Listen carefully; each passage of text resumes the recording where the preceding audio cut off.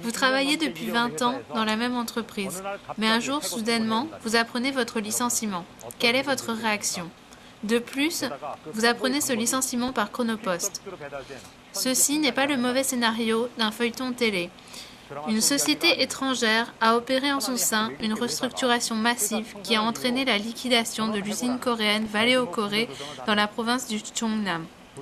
Du jour au lendemain, les travailleurs se sont retrouvés à la rue. La peur du chômage les laisse muets. Valeo Corée se situe dans le Cheongnam, province du Gyeonggi du Nord. L'usine a cessé toute activité depuis un mois. Cependant, M. Goin est au travail aujourd'hui encore. Il contrôle les machines en remontant la chaîne de montage. C'est son travail quotidien depuis 22 ans. Monsieur Gon Sun-dok, employé chez Valeo Corée. Cette chaîne, je l'ai fabriquée moi-même. Vous êtes ici depuis la création de la chaîne de montage? Oui, depuis sa fabrication.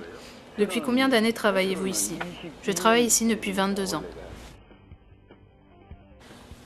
Le capital de cette société est français. Nous livrions les principales pièces de climatisateurs à l'industrie automobile coréenne. Cependant, à la fin du mois d'octobre dernier, notre société a demandé que l'usine arrête toute activité à cause de la conjoncture économique. En même temps, 180 emplois ont été supprimés. Monsieur Gwon a perdu son travail à 5 ans de sa retraite. Quand j'ai appris cela, j'ai fondu en larmes. Je voulais quitter mon usine sans regret en mettant une dernière fois la main au travail. Je ne sais pas si Valeo Corée va être liquidé, mais moi je ne veux pas être liquidé avec. C'est pourquoi je veux rester ici et me battre pour défendre mon droit au travail jusqu'à la fin.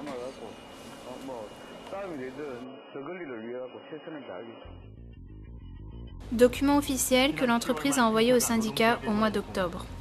L'entreprise a annoncé, sans aucune justification, que lors d'une assemblée générale des actionnaires, la résolution de fermer l'entreprise et de licencier tous les salariés avait été prise à l'unanimité.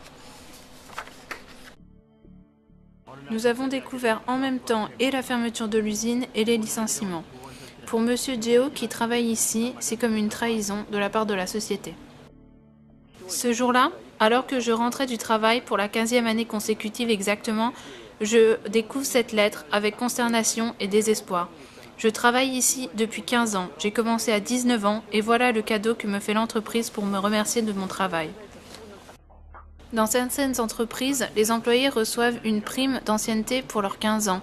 Mais lui, c'est une lettre de licenciement à compter du 30 novembre qu'il a reçue.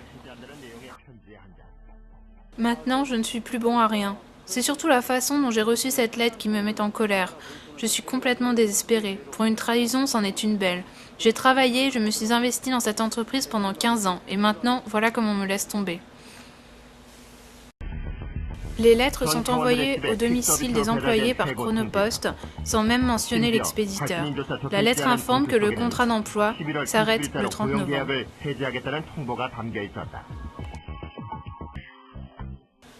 Le bureau de la direction est fermé. Il a fermé après l'annonce de renvoi des employés. On dit que le patron et le gérant ne se rendent plus au travail à partir de l'envoi de cette lettre de licenciement. Société Valeo, une collaboration Corée-Japon en 1987. En 2003, la participation au capital de 50% de Valeo France a entraîné par la suite une prise en charge 2 ans plus tard. Valeo est une multinationale de 60 000 salariés dans 29 pays. Au départ, nous étions assez contents d'être pris en charge par cette entreprise française. Mais quand le directeur français est venu pour la première fois au bureau, il a attrapé mon collègue par le col. Sans négocier une seule fois avec nous, les allocations sociales inscrites dans la convention collective ont été suspendues, y compris la retraite. Ces pratiques sont courantes pour restreindre les dépenses.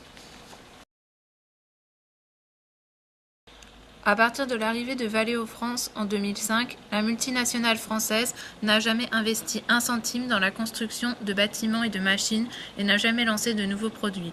Au contraire, elle s'octroie chaque année comme commission 3% du chiffre d'affaires.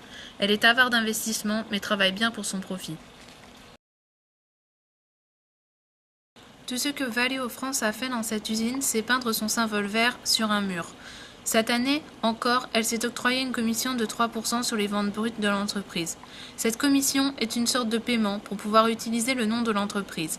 Si le chiffre d'affaires est de 100 millions d'euros, on doit payer 3 millions d'euros. Cette année, elle n'a pas oublié de prendre sa commission non plus.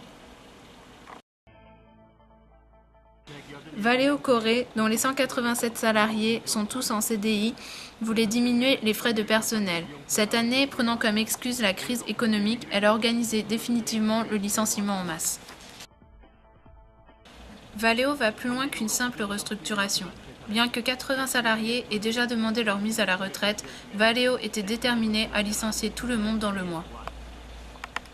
Jusqu'à l'année dernière, cette entreprise était rentable. Elle faisait des profits. Le document de l'organisme financier montre que Valeo Corée était une entreprise saine dans l'industrie coréenne. Son taux d'endettement n'était que de 28%. Si elle avait été déclarée en faillite, nous aurions compris la fermeture de l'usine. Mais ce n'est pas le cas et nous ne nous y attendions pas du tout. Le bilan comptable était positif depuis plusieurs années. Depuis le rachat par Valeo France en 2008, le taux d'endettement n'était que de 28%.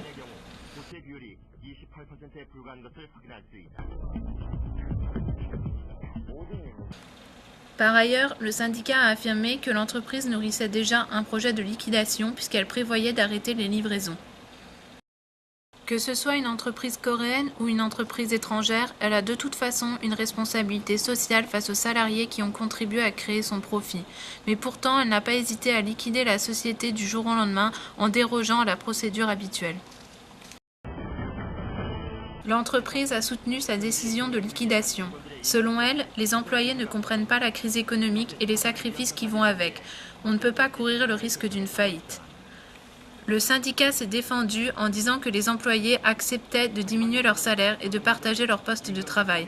La direction a tout refusé. Je serais prêt à arrêter le travail si cette entreprise était en déficit. Mais elle continue à faire des bénéfices. Et nous comprenons parfaitement la conjoncture économique difficile. Notre syndicat a suffisamment fait de concessions au patron. De toute façon, tout a été refusé, la direction a décidé seule, et c'est pour ça que je suis en colère aujourd'hui. Je serais prêt à arrêter le travail si cette entreprise était en déficit. Mais elle continue à faire des bénéfices. Et nous comprenons parfaitement la conjoncture économique difficile. Notre syndicat a suffisamment fait de concessions au patron. De toute façon, tout a été refusé, la direction a décidé seule, et c'est pour ça que je suis en colère aujourd'hui. La loi ne protège pas les employés licenciés du jour au lendemain. La loi coréenne actuelle ne prévoit rien dans le cas d'employés chassés brutalement. Nous aurions pu recourir à une procédure judiciaire s'il s'agissait d'un licenciement de groupe, mais nous sommes complètement démunis face à cette situation inédite. Nous n'avons pas d'autre choix que de quitter notre emploi. Nous nous rassemblons devant le bureau du ministre du Travail de Chonam mercredi dernier. Une vingtaine de jours avant que l'usine s'arrête, nous avons pris des dispositions afin d'organiser une réunion avec l'entreprise. C'est la première fois qu'on nous accordait une rencontre avec le responsable de la maison mère française. On est arrivé ce matin-là très tôt avec un vague espoir. Le rendez-vous était fixé à 11 h. Une heure s'écoule et le représentant de l'entreprise n'est toujours pas là. Il dit être mal à l'aise face au syndicat coréen. Vous refusez le rendez-vous ? Non, ce n'est pas un refus, mais nous vous contacterons à la suite de notre propre réunion. C'est une question de survie pour 500 personnes, y compris les familles des employés. Je ne comprends vraiment pas pourquoi la discussion pour négocier avec le syndicat a été refusée. Je pense que Valeo n'en a vraiment rien à faire du droit de vivre et du droit au travail des employés. Dans 10 jours, tous les travailleurs seront licenciés. C'est le début de l'hiver en Corée et les travailleurs sont devant l'usine en attendant le jour où ils pourront reprendre le travail. Puisqu'ils ne souhaitent que la reprise du travail, peut-on rallumer la lumière verte pour l'annoncer ?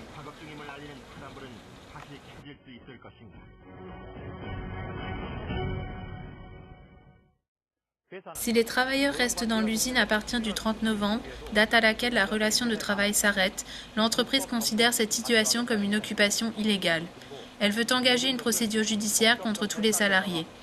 Un jour, sans avoir été avertis auparavant, les salariés ont reçu une annonce de licenciement par la poste. Aucune loi ne les protège dans cette situation. Ils sont mis à la rue au début de l'hiver, perdant leur travail, et l'entreprise a préparé une procédure légale contre eux.